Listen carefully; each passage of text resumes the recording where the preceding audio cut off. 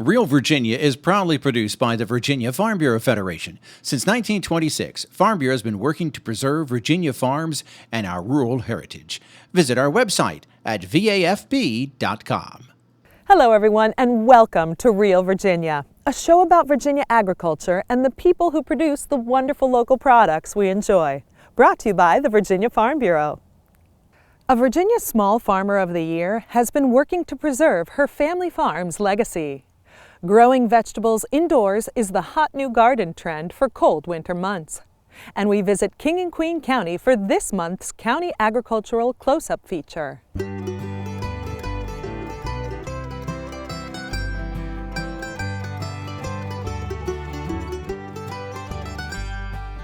Home will always be Virginia, between the Blue Ridge and Chesapeake Bay. Atlantic to Appalachia, home in my heart always. Welcome back to Real Virginia, everyone. We're coming to you this week from Beaver Dam Farms in King and Queen County. We'll learn more about this farm community in a few minutes. But first, Ricky Gibson visits with a farm family that has been honored for their efforts to preserve their land. Many Virginia farm families are proud to have held on to their property for a century or longer. The descendants of Daniel and Phoebe Scruggs have done more than that. They've purchased back hundreds of acres of farmland that once belonged to their formerly enslaved ancestors in Appomattox County. It's a passion for Ora McCoy, who has been named Virginia's USDA Natural Resources Conservation Service 2021 Farmer of the Year. I was born in the house to my right. So, and my father, he loved this land. You know, he worked so hard to make sure he did not have to sell the land. And I think he passed that down to me. And I said, you know, as long as I live, this land will never be sold. It's just a feel-good thing to have land that your parents worked so hard for and which they could have sold and had a much better life. But they decided to keep it. So that's my goal, is to keep it and pass it down to my children, my son. Challenges is, and I think Mom talked to this a little bit, but it's the expense of running a farm, managing a farm. You know, it's just expensive, and you work hard and kind of low margin, low return if you're lucky. And in our case, we've been building a farm and trying to twofold. One, try to manage it to the point where it's actually hopefully break it even and maybe at some point make some money, but two, sustain it moving forward. McCoy's father, grandfather, and an uncle spent decades purchasing pieces of the old family holdings to rebuild the original Scruggs family farmstead. It was definitely a labor of love for property with a lot of history attached to it. So if this land could talk, it would tell you about the Civil War. It would tell you about how hard the farmers worked with mules and horses, and they didn't have the equipment we have today. So it will tell a story of the love for the land, because you would not stay on the land to work that hard to try to keep it if you didn't love it. It wasn't just the reconstruction of the farm that led to the USDA award. The McCoy family and their farm manager, Donnie Franklin, have invested a lot of their own money to improve conservation measures on the property. Well, one of the greatest things that we've done here, we've gotten into the program where we put in waterers for the cattle, where we dig a well and they run water to certain places in the farm so the cows don't be stressed but for looking at the water going up and down the creek. So that helps the animal out. The other thing about it is that it does keep the cattle out of the creek, which keep the sediment and the waste material out of the creek. The McCoy family is constantly improving their land. They own about 200 head of cattle on 3 separate pieces of property. The cattle waterers and assistance with rotational grazing techniques came from the Robert E. Lee Soil and Water Conservation District. More guidance in developing a conservation plan for 200 acres of woodland came from the NRCS field office in Rustburg. That led to tree and shrub plantings to benefit wildlife and improve soil quality. All these improvements were partially paid by the McCoy family, with cost share funding from state and federal agencies. so it's not run down, not having cedar trees growing up in the fences and keeping the fences maintained, because it's certainly much better to maintain the farm going than it is to let it be dilapidated. Then you got to make a huge capital expense to bring it back. So we're trying to keep it there and actually improve it as we go. And so, hence why we're doing the conservation practices for the fields or the pastures, for the trees, and this the whole aesthetics of it as well. So, and frankly, for us too, it's fun. It's a place for the family to gather, place for the kids to come out and ride the four-wheelers and hunt and fish. In addition to her own family history, Ora McCoy is an advocate for African American heritage in her community. She's passionate about telling the stories of the people who worked the land in Appomattox County, not just the soldiers who fought there in 1865, and about passing on her land to future generations. If you own land, keep the land and give it to your next generation, because you're not growing land. It's here, and you got to protect it while it's here. So that would be my message. You keep your land. Dad, hope you're proud. Granddad, hope you're proud. And probably thinking about how hard they had to work. My father worked at the foundry, second shift, took care of the farm in the morning. So, people had to work hard, and you alluded to that earlier, to maintain a farm. And then going back to my grandfather, they were raised crops in the summer, do logging in the winter when they weren't raising crops. Really worked their behinds off to maintain the farm and keep the land. And frankly, keeping the land for them was the goal. And when you talk about next generations, both the McCoys and Franklin want to see more people invest in the future of farming in their rural community. But when I think back of how many people that you have, younger generation, black or white, that's interested in the farming aspect of raising food for the world, because that's what you're doing. If farmers drop out with all the houses that's being built, who's going to feed them? So that's what we need. We need more people to get involved into farming. In Appomattox County, Virginia, I'm Ricky Gibson reporting.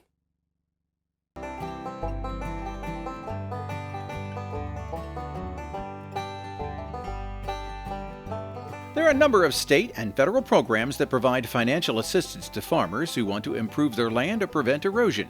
Most are cost-share programs where the landowner puts out the money for improvements, then applies for a partial reimbursement. The Natural Resources Conservation Service has several different conservation funds linked to the Farm Bill, while the state of Virginia provides funding for a network of local soil and water conservation districts. Both agencies have been pushing to make improvements as the 2025 deadline for the court-ordered cleanup of the Chesapeake Bay approaches. Hi, today we're going to be talking about growing indoors from the ground up. Please stay tuned. We're stronger together, especially at this difficult time. For over 90 years, we've watched our membership grow, and we're honored to be part of such a special community.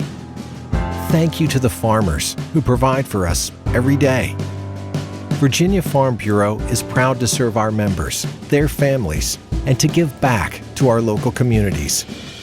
That's the Farm Bureau way. More gardeners are experimenting with growing food crops indoors. Chris Mullins with Virginia Cooperative Extension says it's an important trend for farmers too, from the ground up.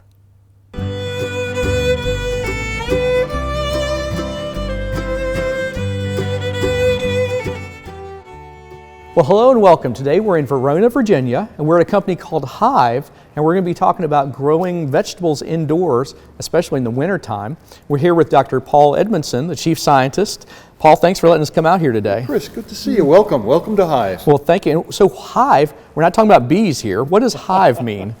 Well, we hear that frequently, and it's a contraction, actually, of hydroponic vertical, and that's what we do here, hydroponic vertical growing. This is really interesting because I'm used to growing things in a greenhouse, but we're in a warehouse space, and I'm seeing these stacks and stacks of grow trays, and you're growing leafy green vegetables, all kinds of neat things, right? We are. Yeah. We are. Yeah, we've got about 160 different varieties of plants that we've grown. So things grow very well indoors. Yeah. So tell me a little bit about these systems. So do you start, I see like you've got bok choy, you've got some different types of crops here. Right. How do you start those? Most everything is started conventionally, where you seed. We use rock wool pellets, French trays. We put them in the dark for 2 to 3 days, bring them out, and then we put them in our nursery. And from there, they mature for about 10 days, and then we plant them into our rack system. Okay, and this is a hydroponic system then, so it's all nutrient solution, is that right? That's correct. Yeah, we don't use any soil in our hydroponic area. Okay, and I noticed they're racks, so you can just grow them the same top to bottom. They all are the same because they have grow lights, right? Right. We use LED full spectrum, which means all the colors of the visible light spectrum are available to the plant.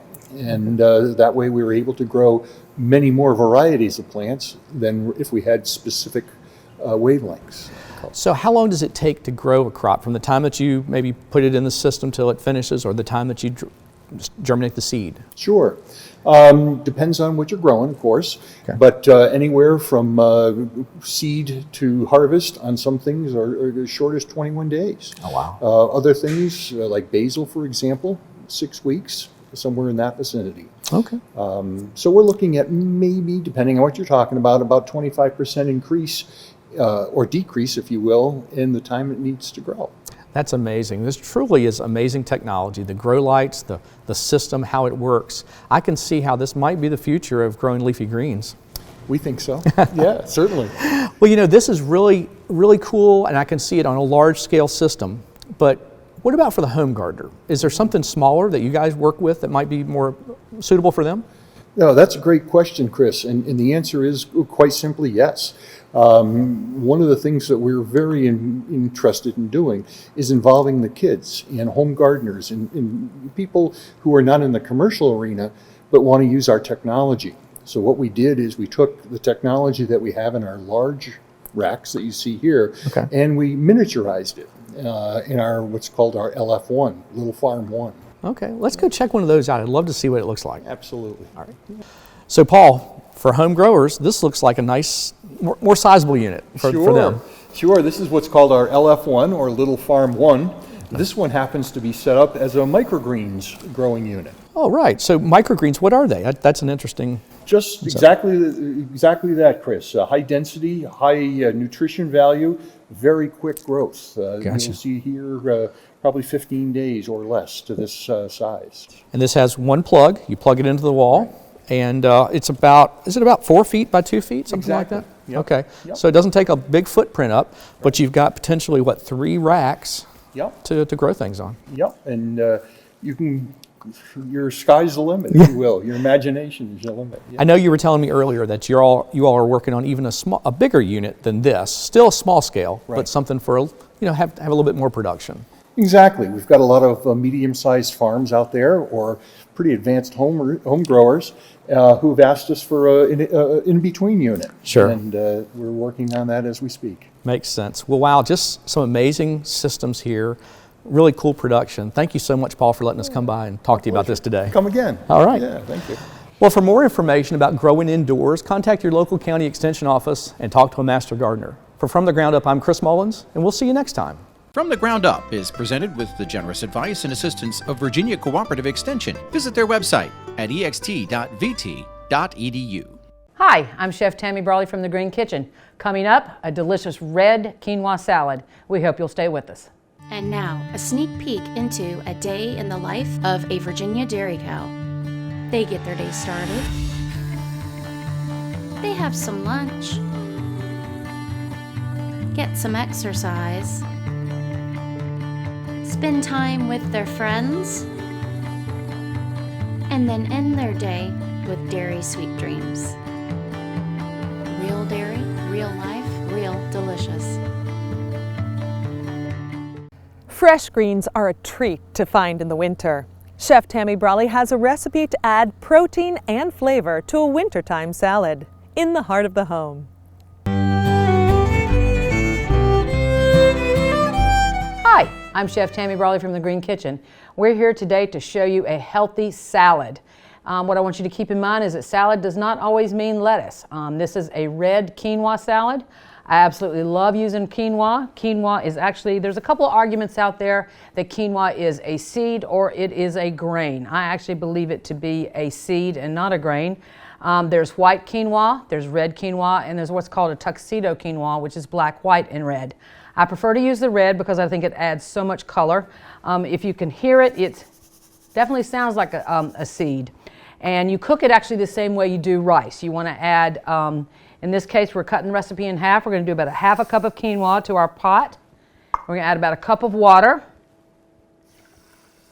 And we're going to let that come to a boil. And it's going to simmer for about 10-15 minutes or so, and we'll check it out when it's ready. All right, so our red quinoa has boiled the same amount of time as rice, about 15 to 20 minutes or so. What I want you to notice is what it looks like when it's done compared to the raw stage. It does actually sprout little white kind of curlicues, for lack of a better explanation. And the great thing about quinoa is it is one of the top 100 superfoods that's out there. It's very high in protein. This is an extremely filling salad. You know, the thing about salads is they are mixtures. You can make a salad out of just about anything. In this case, we're going to be using quinoa. While that's cooling off, we're going to make our dressing. Now, you're going to see in the recipe it says to chop the herbs and add it to the quinoa. I actually go a little step further, and I put my herbs in the food processor. We've got some parsley, some basil, and some mint right into the food processor. The mint is going to give it just a nice fresh flavor. You're probably growing herbs in your own garden. I suggest using those for this recipe. I just tossed in a couple of garlic cloves, and now what we're going to do is we're going to do a couple of tablespoons of lemon juice.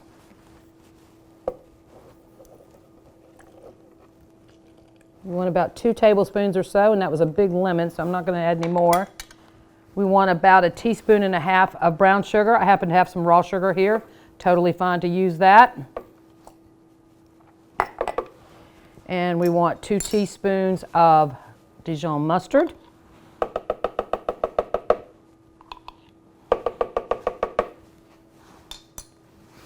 And we want 2 tablespoons of red wine vinegar.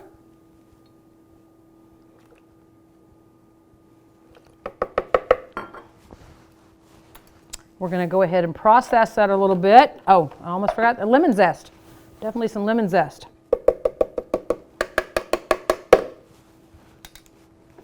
We're going to let that process a little bit, and we're going to come back and we're going to add some olive oil, about 2/3 of a cup or so.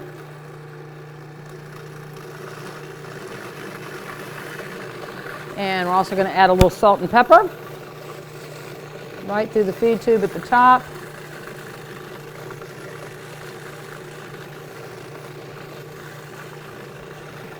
All right, I'm going to check my consistency.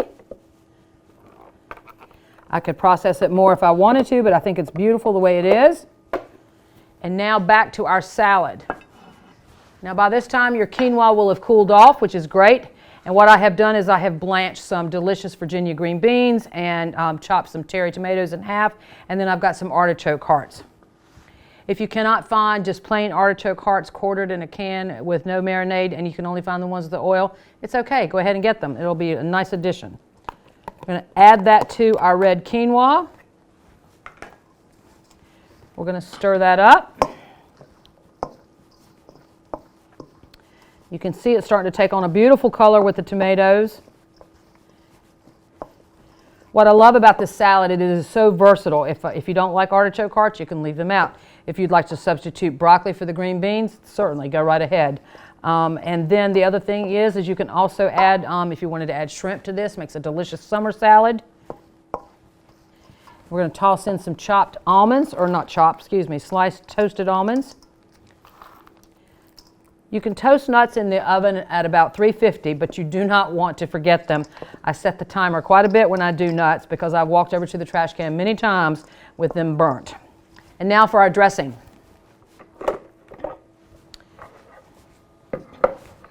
Now if you use a food processor, this is a great tip. A food processor, whenever you dump it out, that blade will always follow. If you put your finger underneath and actually hold that blade in place, it won't follow when you go to take out your dressing. This is a beautiful green color from all those herbs we used. And I could have just chopped the herbs and put them in the salad, would have been fine, but that's a little bit more time. So a little time savers to go ahead and use that food processor and let it do the work for you. or you can certainly use a blender as well. So now we're stirring our dressing in with our red quinoa, green beans, tomatoes, and artichoke hearts. It's a beautiful salad and also delicious. So we're going to plate that.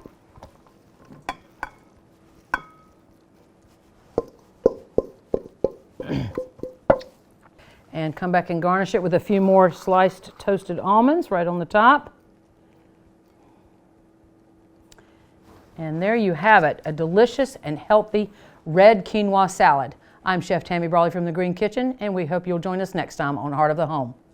Recipes from the Heart of the Home can be found on the Virginia Farm Bureau website at vafb.com/recipes, as well as on Chef Tammy Brawley's website at greenkitchenrichmond.com.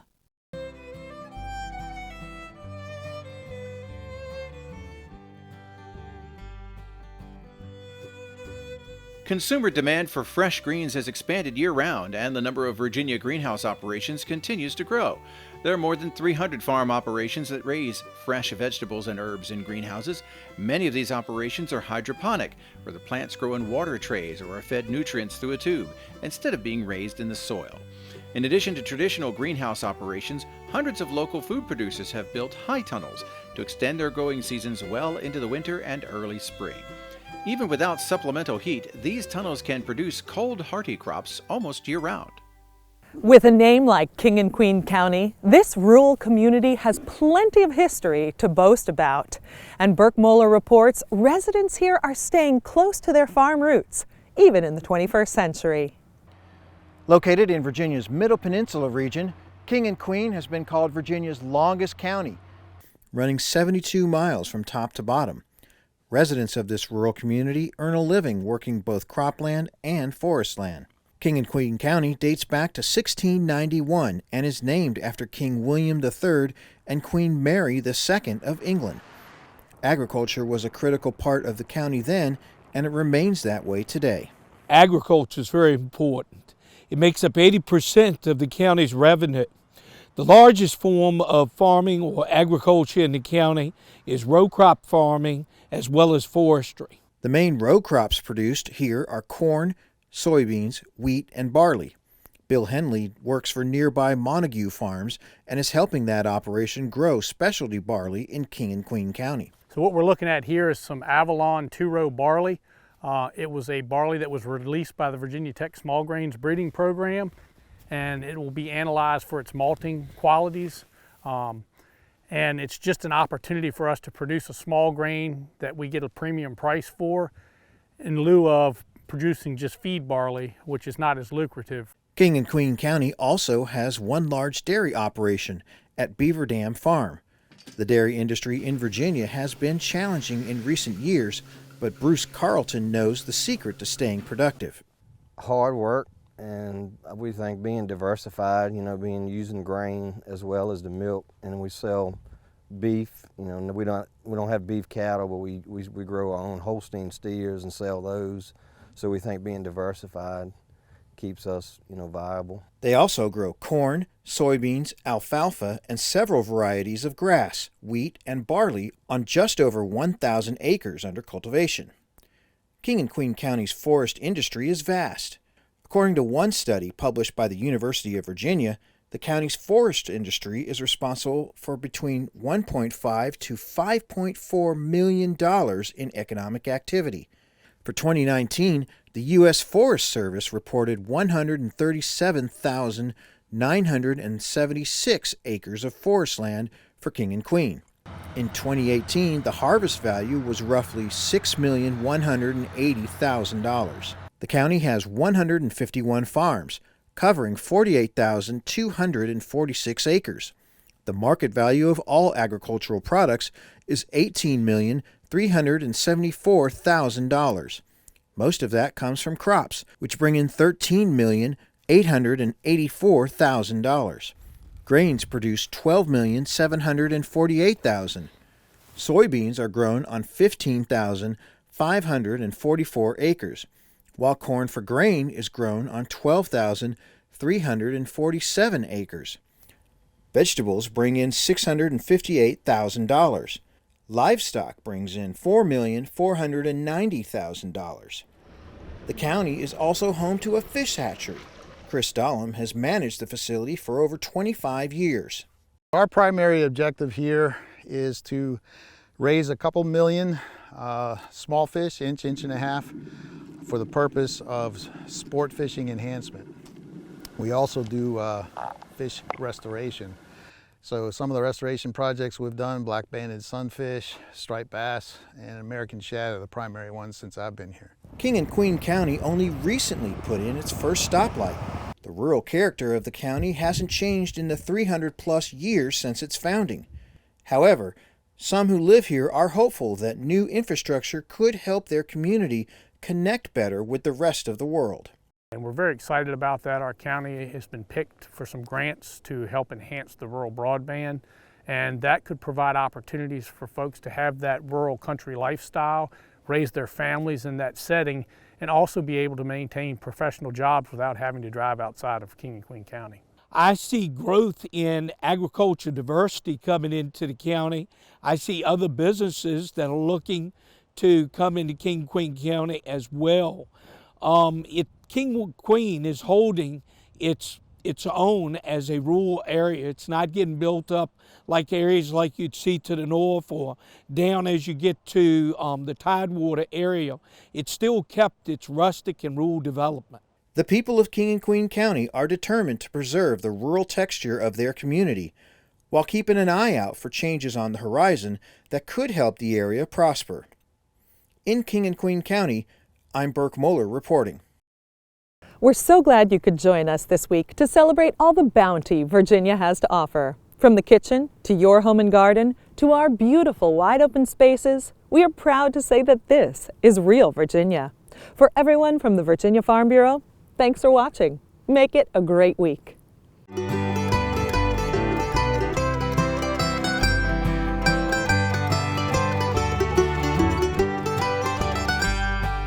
Home will always be Virginia, between the Blue Ridge and Chesapeake Bay, Atlantic to Appalachia, home in my heart always.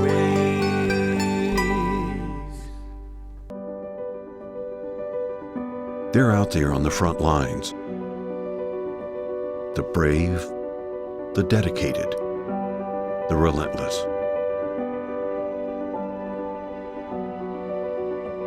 But there's another front line.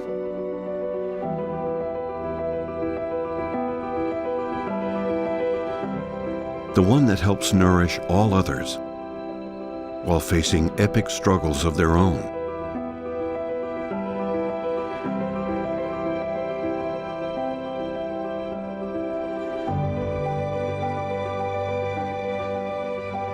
So in this season of uncertainty, a few things remain certain. The rain will fall,